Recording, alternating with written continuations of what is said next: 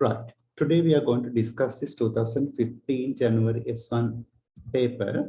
Yeah, let's come to the first question here. The discrete random variable x as a probability function px and the cumulative function fx is given below.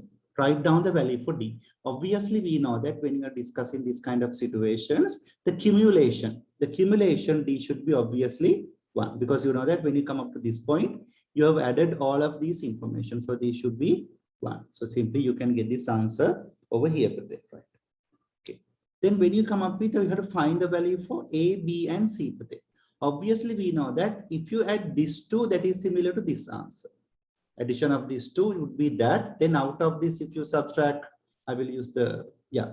So you know that addition of these two values would be the answer over here. Therefore, out of this, if you subtract this amount or if you subtract over here, you get the answer for that. So I'll write the b would be 0.26 minus 0.1, turn up to 0.16. Then if I need to find the value for b, you know that if you add them all together, this 3, that would be the value over here. So you can work out a is 0.16 if you add all these things together, or you can add this up to here, the value is 0.26 plus 0.28. 0.26 plus 0.28 would be the answer for that. That is turn up to 0.54. 0.54. So I'm going to fill up these figures over here itself. Then it would be kind of easier for me to understand, or like to just make it understand. It's 0.54. 0.54. Then we know that if you add all of these 3 together, that is similar to our value over here. So simply what you can get here is that out of this answer, if you subtract this 3 or if you subtract this amount, you can get the answer over here, because you know that this value is addition of this 3. Out of this, you have to subtract this 3 or this answer. So 0.54, that is this is the answer for A, and this is the answer for B, and answer C is 0.76 minus 0.54. The answer would be 0.22. 0.22. Then yeah, then I will write them over here. Yeah, I will write it here itself. Then it will be kind of easier for me to make it. We'll include those values over here. This is 0.16. 0.16, and this is 0.54, and this is 0.2.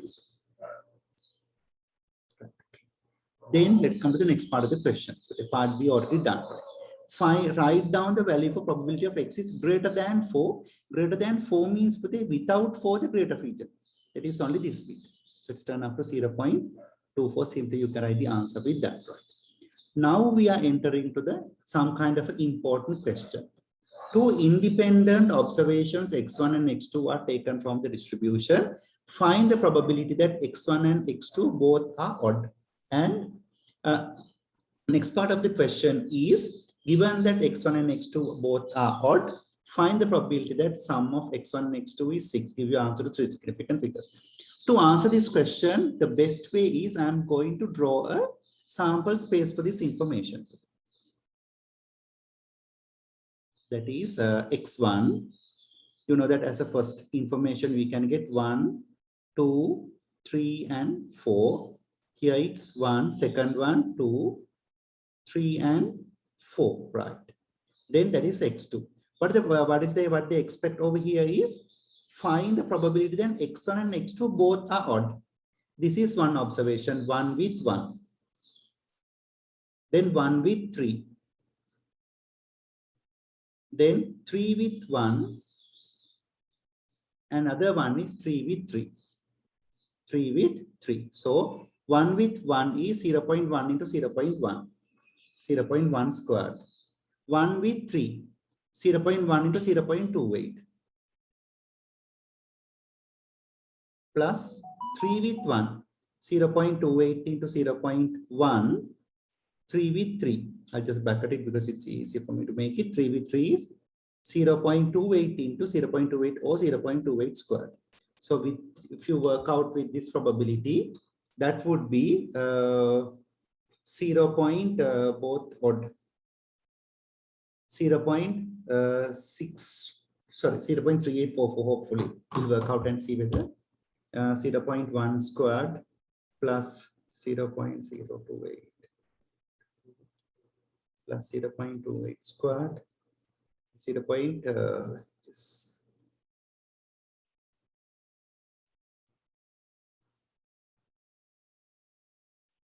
Just one second for the 0.1 squared plus 0.1 into 0.2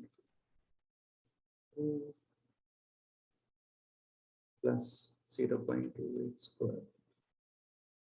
Yeah. That value is 0.14.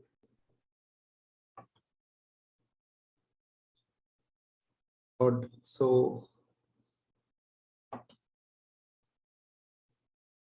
yeah, the last probability is 0.28.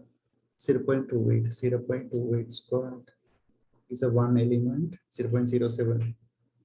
Then 1 squared is 0.1 squared, is 0.01. And if you add them together, yeah.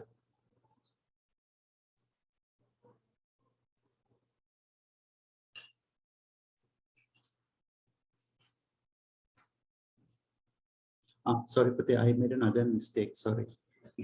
I didn't see this part of it. This is 5 and this is 5. It's there. Sorry. This one, and this is sorry. It's my mistake. So there should be another set. This comes to this one. Pate. So actually I didn't see that. That is 1 with 5, then 3 with 5, 1 with 5, 3 with 5, and 5 with 5. Pate. That part I didn't see because there's another odd number over here. Plus 1 with 5 is 0.1 into 0.24 plus 0.28 into 0.24 plus the last one is 0.24 into 0.24 squared. If you work out with this, you'll be getting the answer as 0.3844 would be the answer for that. Sorry. So those are the total element over here. Then they mention here is given that x1 and x2 are both are odd. So you can write probability of both odd. And what they want is the sum is x1 and x2 is 6. x1 plus x2 equals to 6. Then if you write the conditional probability over here, the probability of x1 plus x2 equals to 6 and both odd, divide by both odd. Probability of both odd. This is the what you call from the description of the conditional probability. Then x1 and x2 is 6. So you can see the addition is 6. 1 with 5 is one element, 3 with 3 is one element, and 5 with 1 is a one element. So this probability would be 1 with 5 is 0.1 into 0.24 plus this one is 3 with 3, 0.28 squared, 0.28 squared, and 0.24 into 0.1 divided by both odd. Both odd would be this bit, 0.3844. That is what you can see here is 0.24 into 0.1, and yeah, plus 0.28 squared. That answer is 0.1264 divided by 0.3844. Then divided by 0.3844. Let's turn up to 0.3822. 3822 would be the final answer for this. So those are the things to be filled up when you're working out with this question. Yeah.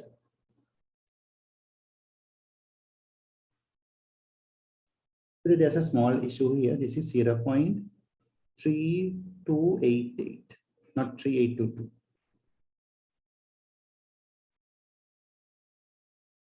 Okay.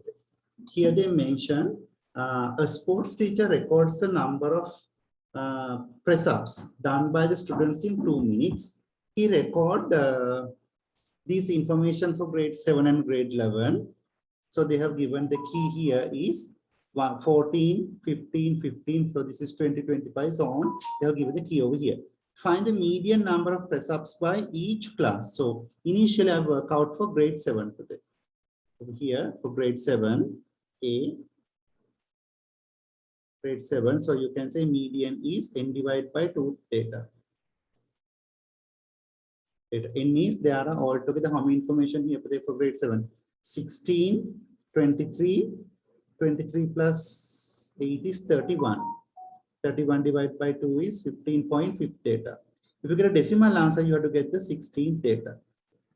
Let's check what the 16 data is. You have to read it to this side. 1, 2, 3, 4, 5, 7, 8, 9, 10, 11, 12, 13, 14, 15, 16. It's turned up to 29 today.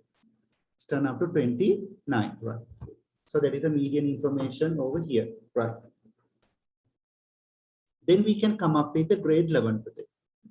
Grade 11, how many information here? 9, 14, 24, 25, 32. Yeah, 32. So it should be n divided by 2 data. That is 32 divided by 2 is 16 data. Let me see whether it's correct. 4 plus 5 is 9, it's 14. 14 plus 11 plus 7. It's 32 divided by 16. So when you get 16, what you need to do is get an integer number, get the 16 data plus 17 data divided by 2. So see whether what the 16 data is. So read it to this side. 1, 2, 3, 4, 5, 6, 7, 8, 9, 10, 11, 12, 13, 14, 15, 16, and 17. That is 53 plus 55 divided by 2 turn up to 54. That's a simple answer for this, right? For year 11 class, the lower quartile is 38 and upper quartile is 39. Find the lower quartile and upper quartile for grade 7. Then part B, grade 7, Q1 is n divided by 4th data. N divided by 4th means 31 divided by 4. 31 divided by 4 means let's turn up to 7.75 data. If you get the 7.75 data, go to the 8 data. 8 data is 1, 2, 3, 4, 5, 6, 7, 8. It's turned up to 38. 38 is the first quartile for grade 7. Then, sorry, I made a mistake. 30, you have to read it to this side. Sorry. 8 data you have to count in the grade 7. I just counted for grade 11. 1, 2, 3, 4, 5, 6, 7, 8 is 22. 22, then Q3. Q3 is 3n over 4 data. That is 3 times of 31 divided by 4. That is, you come up with 23.25. 23.25 data. That is actually you have to see with the 24th data. See where the 24th data is. 1, 2, 3, 4, 5, 6, 7, 8, 9, 10, 11, 12, 13, 14, 15, 16, 17, 18, 19, 20, 21, 22, 23, 24 is 42. So that is the third quartile for this information. Use the median and quartile to describe the skewness of the two distributions. Two distributions, both has to be discussed over here. Then you can see for grade 7, median is how much? 29. First quartile is 22. And this is 42. Here the gap is 7. And here the gap is 42 minus 29 is, it's turned up to 13. Now you can see here the gap is small. Then you can write Q2 minus Q1 is smaller than Q3 minus Q2. That means this side is narrower compared to the first side. That means this side squeezed. Can a shape is like this? Means this is called positive skewed. Okay, let's go to the other part of it. If you come to grade 11, this is for grade 7 actually, turn up to grade 7. If you discuss about grade, what do you call that, 11, I'm just talking about this answer. C, grade 11, if you discuss about, they have mentioned the lower quartile is 38. The median was for grade 11, it was 54. And the third quartile, upper quartile is 59 today. Here the gap is 5 and here the gap is quite long. 54 minus 38, it's 16. 16 means here, that means it's just like this. This gap is narrower, Q1, Q1, Q2, and Q3. Therefore, you can write Q3 minus Q2 is smaller than Q2 minus Q1. Therefore, it's, that means for the this side squeeze means it's shaped like this. That is called the negative skewed. Skewed, that's a factor to understand with this question, right? Give two reasons why normal distribution would not be modeled for the PRESAB done by grade 11 students. But we know that normal distribution is applicable for symmetrical data. So you can say normal distribution is applicable for symmetrical data. Symmetrical data, not for skewed data. Not for skewed data. That's the answer for this question. Okay, that's how it comes. Right. The table shows the price of a bottle of a milk, M pennies, and the price of loaf of a bread, P pence, for 8 different years. So we are comparing, actually this comparison is for the price of bottle of a milk and a price of loaf of a bread. We have to find if there is a relationship between these two. Find the exact value of summation of BM. Summation of BM, it's very easily, you can find it. You need to multiply these two separately and add them together. Then A is, if I just do it, it's 29 into 75 plus 29 into 83 plus 35 into 91 plus 39 into 121 plus 41 into 120 plus 43 into 126 plus 44 into 119 plus 46 into 126, and you can get them together, right? So we will get this answer like if you work out these ones, just multiply and see 33,856. This is turned up to 33,856 would be the answer for this one. Right? Okay. Then SBM. So simply you can find SBM is it should be summation of BM minus summation of B into summation of M divided by N is the answer for that. Summation of BM already found it, 33,856. And summation of B, again, we need to find that today. Minus summation of B, what you need to do is you need to add them together. So what you need to do is you have to add these values together. That is 29 plus 29 plus 35 plus 39 plus 41 plus 43 plus 44 plus 46. Then you get the answer 861. Into summation of M, summation of M is that, and summation of B should be addition of this ones. 75 into 83 into 91 into 121 plus 120 plus 126 plus 119 plus 126. If you add them together, that is turn up to, yeah. So actually speaking, summation of M is 306 and summation of B is 861. That's a fact we need to work out, right? Divide by N. N means how many information over here with the 8 different years. So here there are 8. Then you get the answer as SBM is 922.75. 22.75 is the answer for this question. Right. C. C is calculate the product woman correlation coefficient. So gamma is SBM divided by square root of SMM into SBB would be the answer for that. That is 922.75 divided by square root of SMM 305.5 into 3083.875. So you get the answer gamma as 0.9506. 9506 is the answer for this particular. Right? Yeah, interpret the value of the product woman correlation coefficient. Right. So what you can say, it has a very strong relationship. So you can say we have strong evidence to say with the price of milk, the price of bread also increases. You can write there's a strong relationship between milk, bottle of milk, and price of bread. Therefore, when the bottle of milk increases, the price of bread also increases apparently. That's what you write in this.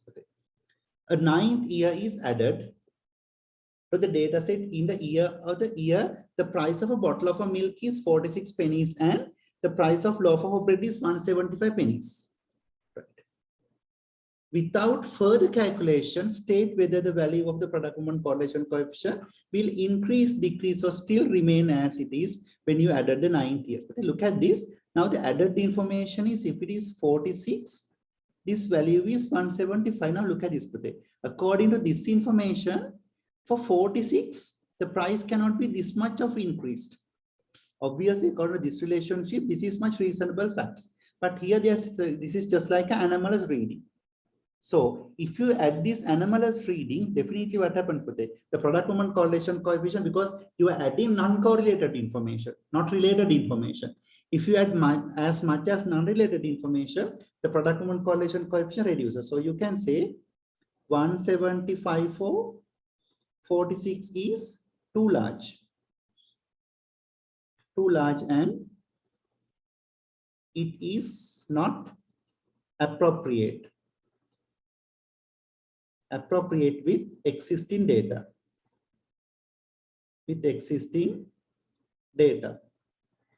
Therefore, product woman correlation coefficient reduces. Is the answer for this question. That's a way of answering this question, right?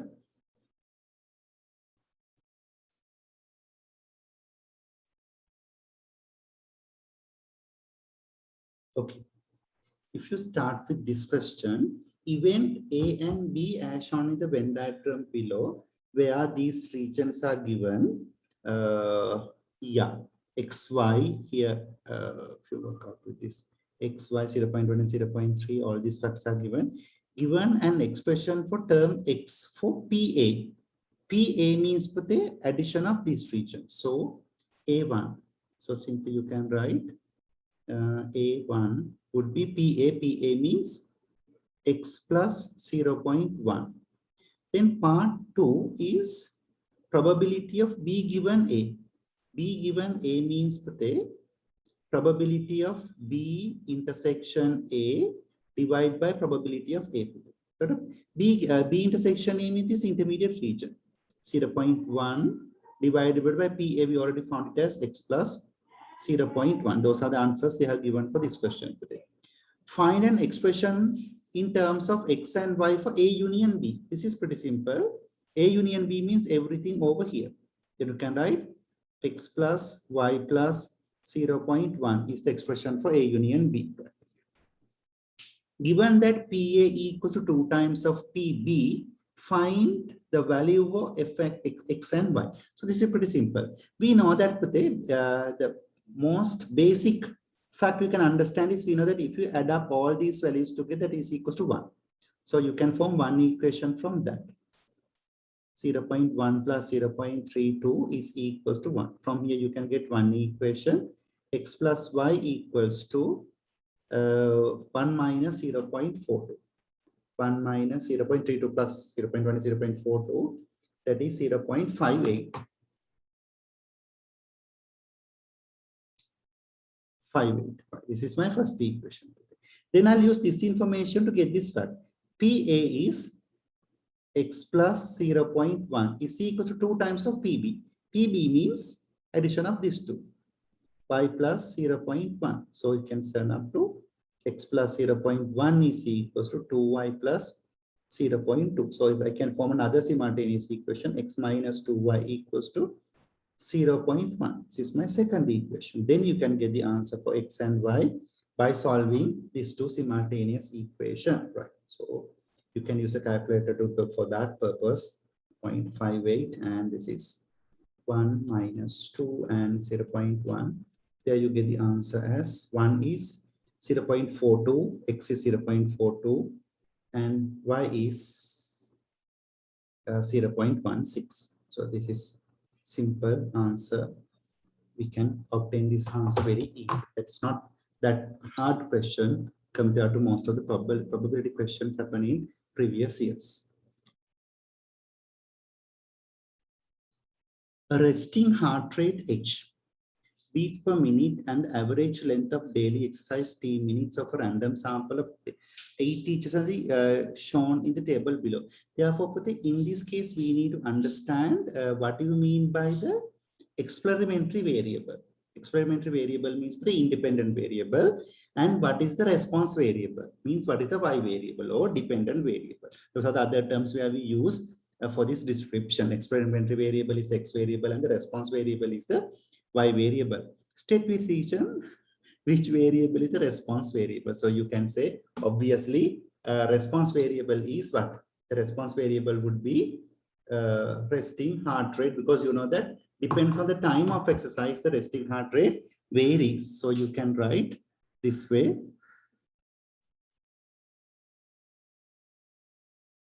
Depends on the time of exercise,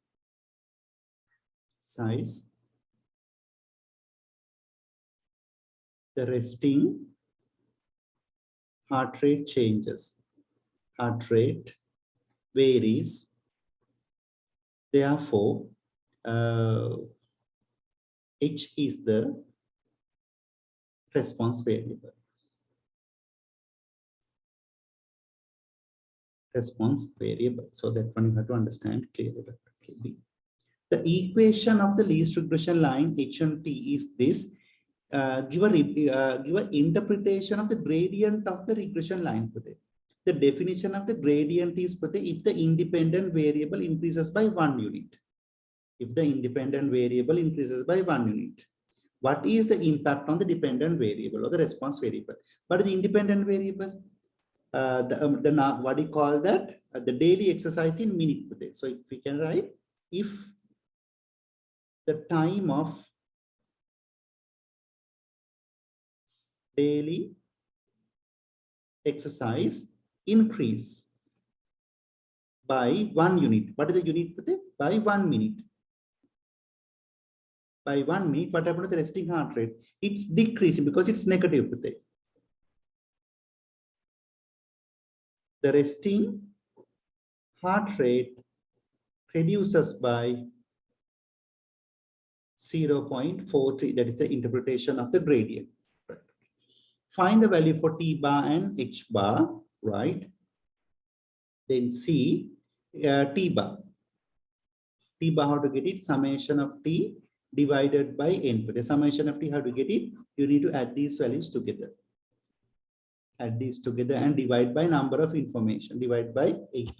So the summation T would be, for this question, is 50. Sorry, it should be 800. Sorry, 400. If you add them together, divided by 8, it's turn up to 50. Then H bar. H bar is summation of H divided by N. Summation H means addition of these figures. It's turn up to, we'll add them and see, 576. 576 divided by 8 is 72. Is the answer for this question. So that's how we need to do it. This is 50, not 56. It just like comes over here, right? Show that the point T bar H bar lies on the regression line. This is pretty simple. Substitute any this H bar T bar over here and show that it's similar to H bar, or put H bar over here and put into the this T comes with this. But simple way of doing it, it's easily you can just put T bar over here. T bar is how much? 50. So let's see what is the answer for H. Then H become 93.5 minus 0.43 into 50. It's turned up to 72. Yeah.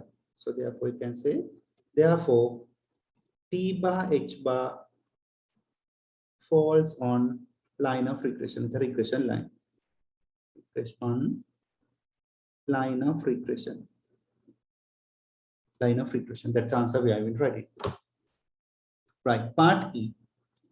Then they mention estimate the resting heart rate of a teacher with an average length of daily exercise of 1 hour. 1 hour means you need to substitute 16 to the function. H would be 93.5 minus 0.43 into 60.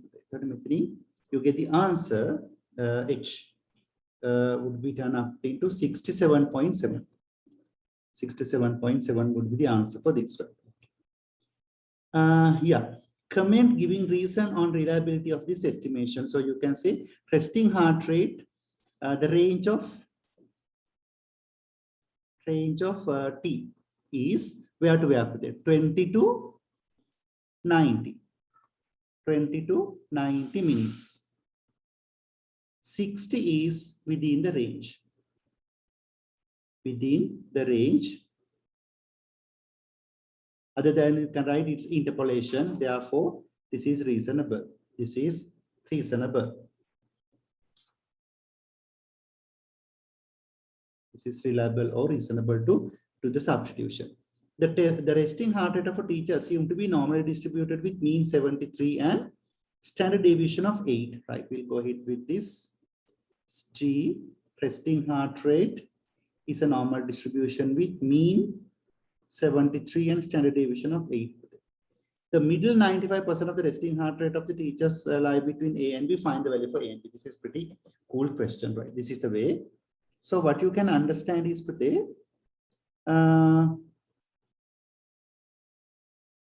it's like this. It's 73. Then there is an easier way for this question. It's just like this. So this value is A. I'll get this one as A and this value is B. Now you know that children, the middle 95%, that means this area is 95%. That area is 0.95. Then what can I say about this area? That area would be 0.95 divided by 2.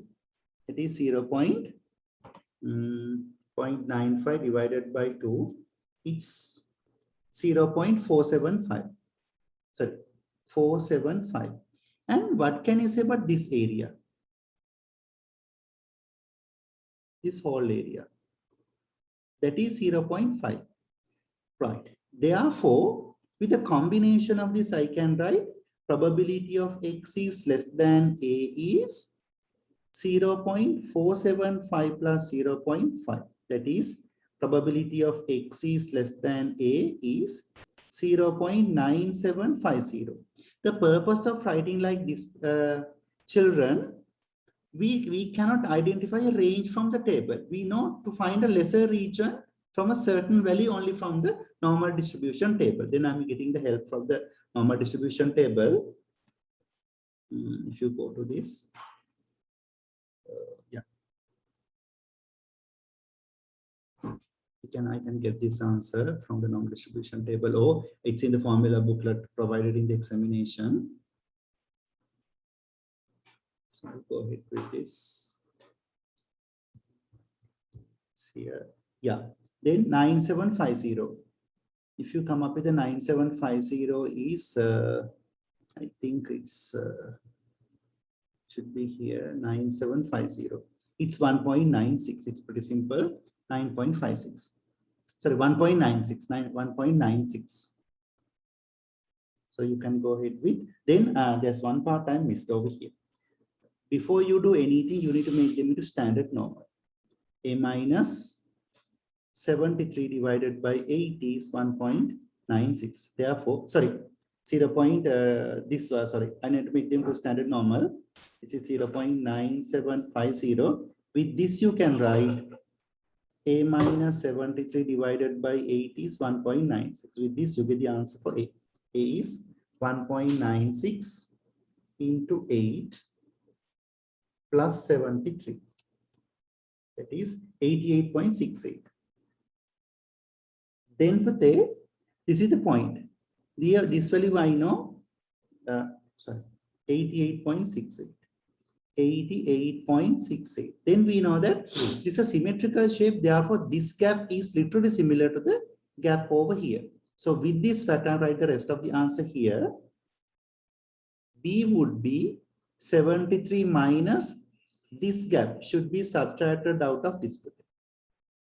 88.68 minus 73. From here, you can get the answer for B.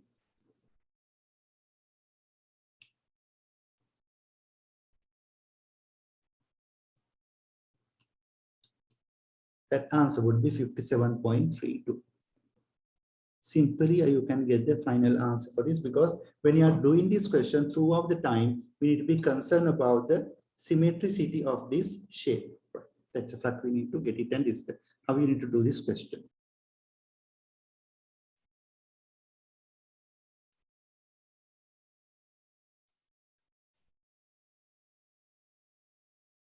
Okay. If you start with this question, random variable x as a probability function, this show that k equals to 30. So the easiest way of doing it, I'll write the probability distribution table for this. Right. So the x values are 1, 2, 3, and 4. We can get the respective probabilities over here. If I put 1 here, 1 squared is 1 over k. If I put 2 here, 2 squared is 4 over k. This is 9 over k, and this is 16 over k. Then we know that this is a probability distribution table. Therefore, if we add them together, that should be similar to 1, because you know that that's a total probability theory equals to 30. Therefore, you get the answer k equals to 30. K equals to, sorry, equals to 1. With this, you get the answer k equals to 30, right? Okay. Then we know that these respective probabilities turn up into 1 over 30, 4 over 30, 9 over 30, and 16 over 30. These are the respective probabilities. Part B, find the probability of x is not t equals to 4. Not t equals to 4 means except this, all other additions. So you can write this is 1 over 30 plus 4 over 30 plus 9 over 30. Simply 14 over 30. You can get this answer very easily. In part C, the expectation. To find the expectation, just like this, Ex is 1 into this probability plus 2 into this one plus this one into this plus this one into this. That is 1 into 1 over 30 plus 2 into 4 over 30 plus 3 into 9 over 30 plus 4 into 16 over 30. Right. So if you work out with the simplification, you get the answer as Ex is 10 over 3. Then part D. We need to find the variance of x. To find the variance of x, what you need to do is, initially we had to find out Ex squared. It's straightforward. I can't find variance of x. I need to find Ex squared first of all. Ex squared. How to find Ex squared? Ex is x into this. X squared is x squared into this. That's what it comes with. 1 squared into 1 over 30 plus 2 squared into 4 over 30 plus 3 squared into 9 over 30 plus 4 squared into 16 over 30. And if you add them together, you get the answer. This is 350. 354 over 30. With this, you can find the variance of x. Variance of x is Ex squared minus Ex, all things squared. The Ex squared is 354 over 30 in minus Ex is 10 over 3, all things squared. This is 10 over 3, all things squared. So if you work out with this, you get the answer 31 over 45. 31 over 45 is the answer for that. Right. Then we'll come up with this question. E. We need to find Ey squared. We know they have given us y is 3x minus 1. So it should be turned up to 3x minus 1 squared. That is E expectation of 9x squared minus 6x plus 1. So it's turned up to, we need to find out these figures today.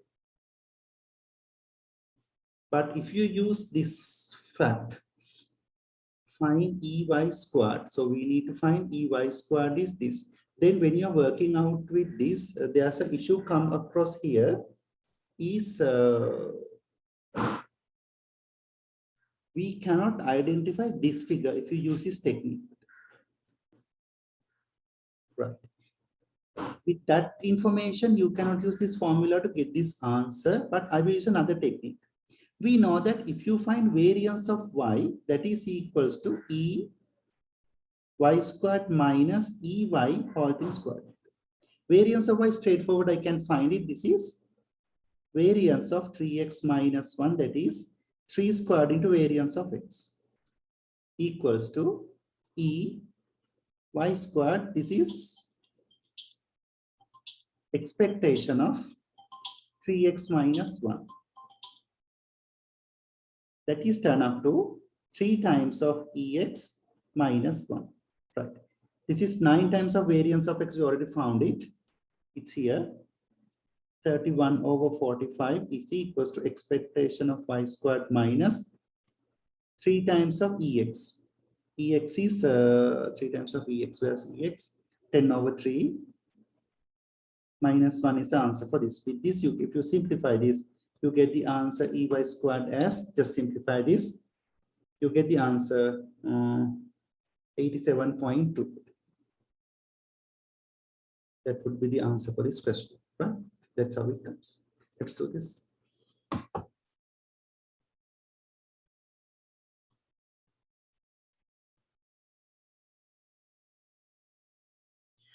Okay, when you start with this question, the birth weight W grams of a particular breed kitten, they assume to be normal distributed with mean 99 and standard deviation of 3.6. So we will get the X as the birth weight of a kitten, newly born kitten. It's 99 and 3.6, right? The first question is pretty simple. X is greater than 92. So the first step is we need to make them into standard normal. That means you have to subtract both sides, mean and divide by the standard deviation. With that, the variable side turn up to Z. 92 minus 99 divided by 3.6. So this is probability of Z is greater than 92 minus 99 divided by 3.6. So it's turn up to minus 1.94. So yeah. Minus 1.94. So you know that if you come up with this normal distribution table, you don't have the minus probabilities. All of them are positive. To convert into positive, I just multiply with negative. Then the side of the inequality changes. Z is less than 1.94. So it's simply you can get, because you can read the lesser region from this, 1.94 is 9738. 9738 is the final answer for part A. Then let's come to part B.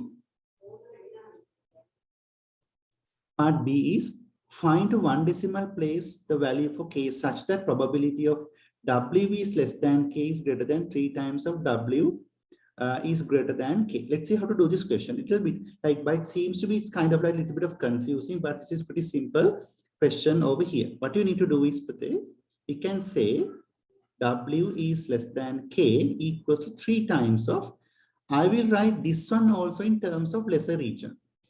The greater region, probability of W is greater than k, I can write 1 minus probability of W is less than k.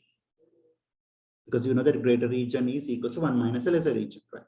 Then if you do it, probability of W is less than k equals to 3 minus 3 times of probability of W is less than k. If you brought it to other side, turn up to 4 times of probability of W is less than k equals to 3. Then we can write probability of W is less than k equals to 3 over 4. Then make them into standard normal. This is Z is less than k minus 99 divided by 3.6. You have to subtract minus 99, subtract 99 from both sides, divided by 3.6. Obviously, this variable side turn up to Z. This is 0.75. Then let's see how to read this from the table. 0.75, the probability to read it from this side to this side. Means like this. 0.75 means 7,500 actually. See where the 7,500 is. If you don't have the closest figure, you can go to the closest figure. Out of these two, I will go to the closest peak of 0.67. Then we can write k minus 99 divided by 3.6 is 0.67. With this, you can get the value for k. K should be, then if you work out this clearly, you can get 0.67 multiplied by 3.6 plus 99. So if you do it, get the answer 101.41. Yeah, 101.4 grams is the what you call boundary value for this, which is respective, which is equal for k. Right? For different breed of kitten, the birth weight of assumed to be normal distributed mean 120. It's a different stuff. So I can treat it as y is equal, having a normal distribution of mean 120, and we don't know the sigma. To find sigma only, they need to give the answer. Definitely, that would be the question, right? Okay. For different breed of kitten, this is given that 20th percentile of the kitten is 160. That means there is only 20% less than 160. So this probability should be 0.2. Initially, make them into standard normal. 116 minus, this is mean is 99 divided by 3.6 is equals to 0.2. Sorry, not divided by, sorry, it's not 99. I made a mistake. It's 120 because it's a new distribution. (120) divided by sigma, right? So we will work out like this. Probability of Z is less than minus 4 divided by sigma is 0.2. Now you can see you don't have the negative events over here in the table. Therefore, I'll just convert it into 1 minus probability of Z is greater than, sorry, it's not 1 minus. I can just do like this. I initially just change the side. If you change the side, what you get here is Z is greater than 4 over sigma. To remove this negative mark, I can multiply with the negative with the both sides. With that side of the inequality changes, right? So with that, you can write probability of Z is greater than that one. You can write 1 minus Z is less than 4 over sigma is equals to 0.2. So with this, you can write probability of Z is less than 4 over sigma is 0.8. Then see whether what is the probability respective for 0.8, event respective for a probability of 0.8, 8,000. Go to the figure close to the 8,000. It's this one, 0.84. Then you can write 4 over sigma is 0.84. Therefore, sigma become 0.84 divided by, sorry, 4 divided by 0.84. That would be the answer for that. So if you do this, you get the answer. Sigma is 4.75. It's the final answer for sigma. That's a way of doing this kind of question.